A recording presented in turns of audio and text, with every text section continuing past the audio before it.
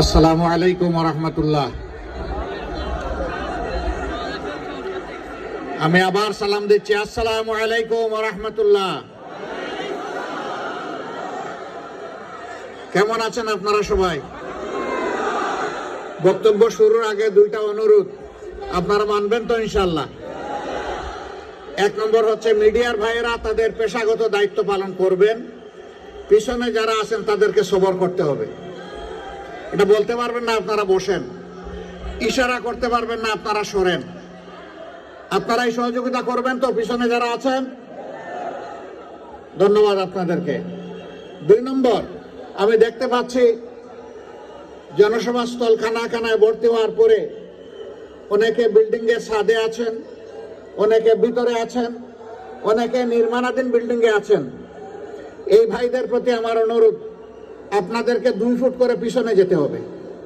যারা খোলা বিল্ডিং এ আছেন, যেখানে প্যারাপেট নাই, রেলিং নাই, আপনারা, আমি দেখতে চাই যে আপনারা 2 ফুট পিছনে এখনই সরে গেছেন। কারণ আমি একজন প্রিয় সাথীকে গতকাল হারিয়েছি, আমি এ বেদনা ভুলতে পারছি না। অসতর্কতার কারণে একটা ঘটনা ঘটেছে।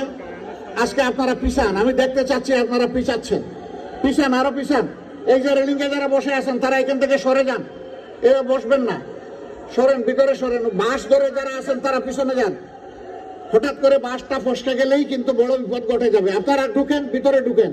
এই যে বসে আছেন আপনারা ভিতরে ঢুকেন, আরো ভিতরে যান, একটু ভিতরে যান, ভিতরে যান আপনারা। না, আপনারা কিন্তু সরেন নাই, আমি যেভাবে আশা করছি এইভাবে সরেন নাই, আরো সরতে হবে আপনাদেরকে। ওই যে ওই ছাদের উপরেও যারা আছেন তারা একটু ভিতরে চাপেন, ওইদিকে চাপেন। এইদিকে যারা আছেন, ওখানে যারা আছেন, সবাই আপনারা চাপেন। আমাদের কাছে জীবনের মূল্য অনেক বেশি, এটা আল্লাহর নিয়ামত, এটাকে হেলায় ফেলায় যে কোনো ভাবে উপস্থাপন করা যাবে না।